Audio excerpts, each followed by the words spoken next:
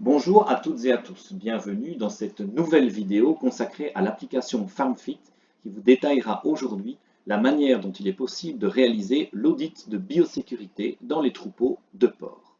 Nous voici sur la page d'accueil de votre application FarmFit, au niveau de laquelle vous voyez apparaître l'ensemble des troupeaux clients vous concernant. Nous allons maintenant en sélectionner un de ces troupeaux dans lequel la visite de biosécurité sera réalisée. Nous prenons par exemple le troupeau de M. Jan Janssens. Nous cliquons sur son nom et vous voyez apparaître dans un premier temps toutes les informations de troupeau concernant M. Jan Janssen en cliquant sur la dénomination apparaissant à gauche de votre écran, Informations de troupeau. Les informations sont ici présentées de manière synthétique, à savoir le numéro de troupeau et les coordonnées du responsable sanitaire. Il vous est possible de modifier ou de compléter ces informations en cliquant sur le mot « Modifier ». Dans ce cas, vous pouvez récupérer l'ensemble des données concernant le troupeau depuis Sanitel, mais également modifier ou compléter les coordonnées du responsable sanitaire, nom, prénom, adresse mail, numéro de téléphone, etc. Une fois que ces informations de troupeau sont modifiées et complétées, cliquez sur le bouton « Terminer ». Vous voyez apparaître dans la fenêtre de gauche de votre écran d'autres éléments d'information tels que atelier d'élevage, caractéristiques du troupeau et photos. En cliquant successivement sur ces différents niveaux d'information, vous verrez apparaître les caractéristiques de l'exploitation, sachant, nous vous le rappelons, que la conduite générale de l'exploitation est indiquée par défaut sur votre écran. Si vous souhaitez procéder à une modification des ateliers d'élevage, cliquez sur « Modifier ». Prenons l'exemple d'une modification du nombre de maternités.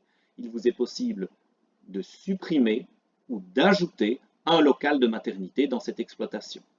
Et ainsi de suite pour l'ensemble des autres ateliers listés devant vous. Lorsque les modifications souhaitées sont introduites, cliquez sur « Terminer ».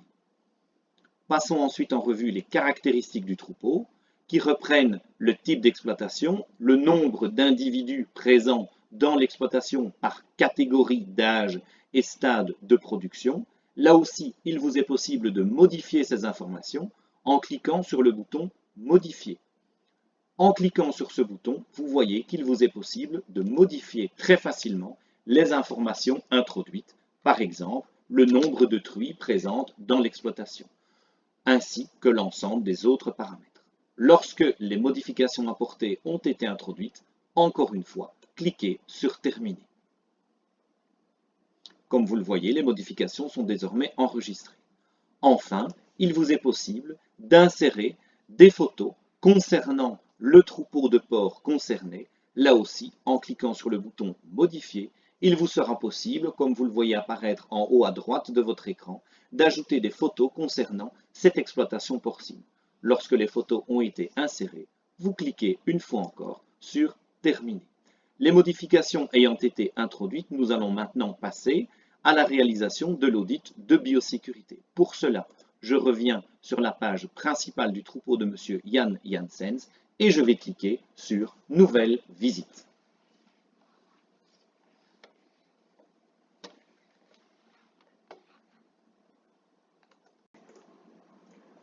Nous allons maintenant, dans le troupeau de Jan Janssens, que nous sélectionnons à nouveau, démarrer un audit de biosécurité. Nous cliquons ainsi en haut à droite sur l'onglet « Nouvelle visite ». Dans le menu déroulant qui vient de s'afficher devant vous, nous sélectionnons « Audit de biosécurité » pour les exploitations composées de plus de 3 porcs, ce qui est le cas dans l'élevage de M. Jan Janssens. Nous cliquons donc sur ces informations et vous voyez apparaître devant vous la première fenêtre consacrée à l'audit de biosécurité pour les exploitations composées de plus de 3 porcs. Il vous est possible de sélectionner dans un premier temps la date de visite. La date de visite, par défaut, est la date du jour, mais il vous est bien entendu possible de sélectionner une autre date au moyen du calendrier affiché devant vous. Vous pouvez bien entendu renseigner un motif de visite et donner des informations complémentaires de manière textuelle dans l'écran apparaissant devant vous. Lorsque ces informations sont introduites, il vous est ainsi possible de démarrer les constatations opérées dans le cadre de votre audit de biosécurité. Vous voyez apparaître devant vous tout un listing de constatations et de grandes thématiques dans lesquelles il sera possible d'introduire successivement vos observations. Attention, vos observations doivent être complètes. Donc, le listing présent devant vous doit être absolument répondu dans son entièreté pour pouvoir aboutir à l'édition et l'envoi du rapport de visite lié à l'audit de biosécurité. Nous allons prendre par exemple le premier élément d'information, à savoir caractéristiques de l'élevage. Vous voyez apparaître dans ce menu l'ensemble des questions listées dans le cadre de la caractérisation de l'élevage de M. Jan Janssen. Vous voyez apparaître comme première question la suivante: hormis les porcs, d'autres animaux d'élevage sont-ils présents sur cette exploitation? La réponse non à cette première question n'a aucun impact, vous le constatez, sur le listing des questions qui suivent. Par contre, si la réponse à cette question est oui, vous voyez que les questions apparaissant ensuite sont modifiées. La seconde question étant désormais: quels autres animaux sont présents dans l'élevage? Il vous est bien entendu possible de répondre à cette question de manière textuelle en utilisant le clavier de votre ordinateur. Revenons maintenant sur un autre élément de constatation, lutte contre les rongeurs et oiseaux par exemple. Imaginons que dans cette exploitation, vous soyez en train de compléter cet élément de dossier en précisant que la vermine est considérée en effet comme un problème sur l'élevage, que les abords de cet élevage ne sont pas bétonnés, qu'il n'existe aucun plan de contrôle des rongeurs dans cette exploitation. Il vous est alors possible de définir, en cliquant sur les 3 petits points situés à droite de la question posée, de définir un point d'action. Nous allons donc ajouter un point d'action dans cette exploitation. Le point d'action peut être dénommé, par exemple, dans le cas qui nous concerne, mise en place d'un plan de contrôle pour les rongeurs. Vous pouvez définir s'il s'agit d'une action standard ou d'un plan de traitement ou d'un plan d'action, le décrire de manière textuelle de façon plus complète, définir la personne en charge, exemple dans notre cas l'éleveur, M. Jan Janssen, préciser la date de création de ce point d'action et la date à laquelle le point d'action devrait être complété.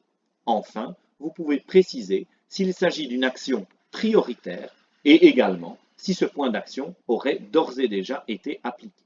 Donc dans notre cas, nous allons indiquer mise en place d'un plan de contrôle rongeur dans cette exploitation. Il s'agit d'une action standard. Nous allons décrire la personne en charge. Il s'agit de l'éleveur, à savoir M. Jan Janssen. La date de création de ce point d'action est la date du jour de visite, c'est-à-dire le 27 mai 2021, et nous souhaitons que ce point d'action ait été opéré en date du 10 juin prochain. Et pour nous, il s'agit d'une action prioritaire.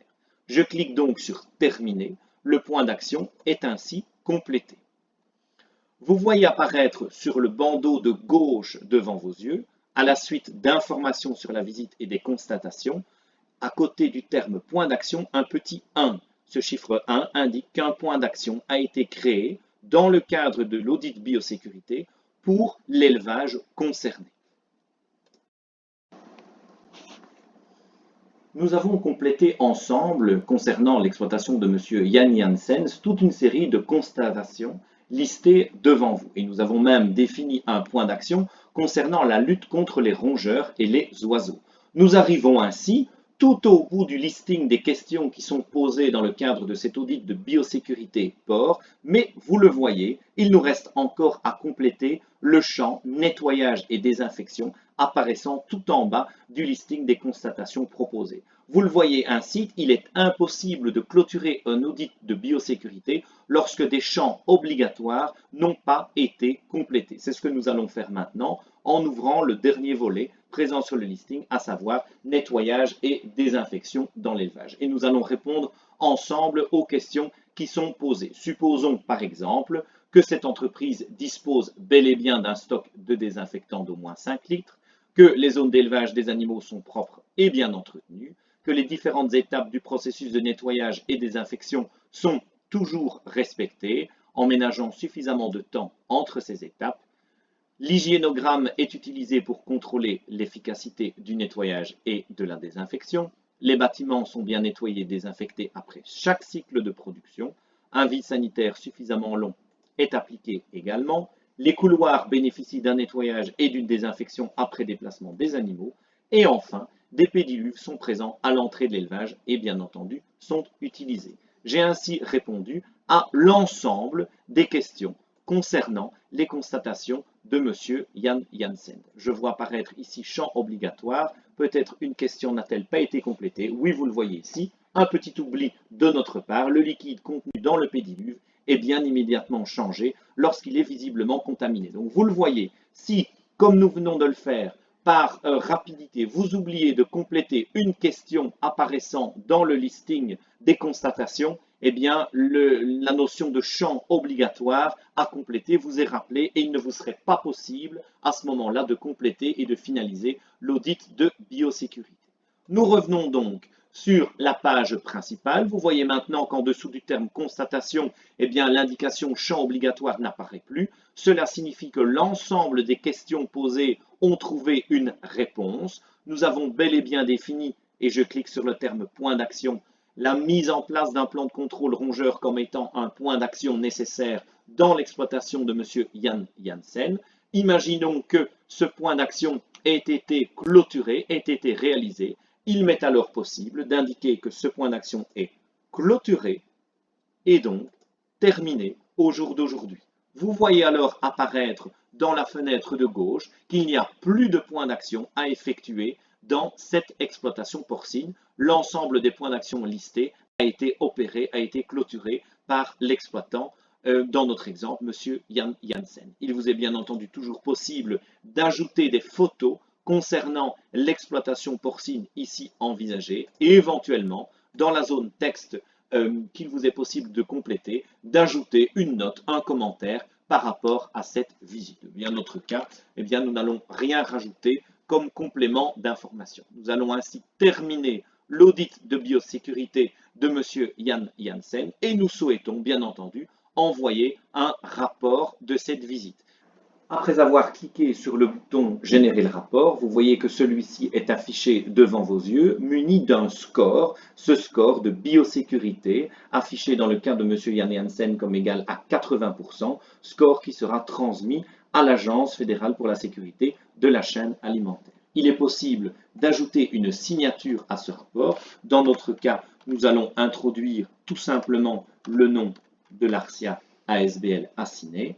Nous lui associons une signature, nous cliquons sur Terminer. La signature est donc introduite au rapport que nous souhaitons envoyer dans notre boîte mail. Nous pouvons ainsi cliquer sur Terminer. Le rapport sera envoyé à l'éleveur, à la personne ayant réalisé l'audit de biosécurité et transmis également aux autorités fédérales. Positionnons-nous maintenant dans le cas de figure suivant. L'exploitation porcine de M. Jan Janssen compte moins ou un maximum de 3 porcs. Nous allons dans ce cas réaliser un audit de sécurité pour les exploitations de maximum 3 porcs. De manière identique à ce qui a été précédemment décrit, nous allons tout d'abord cliquer sur Nouvelle visite. Dans le menu déroulant qui s'affiche, nous sélectionnons cette fois la réalisation d'un audit de biosécurité pour les exploitations composées d'un maximum de 3 porcs. Nous allons retrouver exactement les mêmes écrans que dans l'audit de biosécurité pour les exploitations porcines composées de plus de 3 porcs. Ainsi, vous voyez apparaître dans un premier temps la possibilité d'introduire la date de visite, comme d'accoutumée muni du petit calendrier vous permettant de sélectionner la date de visite choisie, par défaut la date du jour. Vous retrouverez également tout un listing de constatations à compléter. Vous voyez que ce listing est bien moins conséquent dans le cadre des exploitations disposant d'un maximum de 3 porcs. Là aussi, vous devrez compléter des informations concernant les caractéristiques de l'élevage, la fourniture d'aliments, d'eau et d'équipements, des informations concernant les personnes qui travaillent dans l'exploitation agricole, et enfin des éléments concernant les processus de nettoyage et désinfection. Comme il a été précisé pour les exploitations de plus de 3 porcs, il est indispensable que des réponses soient apportées à l'ensemble des questions ayant été listées dans le cadre de cet audit de biosécurité. Vous voyez d'ailleurs que ces questions sont munies d'une astérisque rouge précisant leur caractère obligatoire.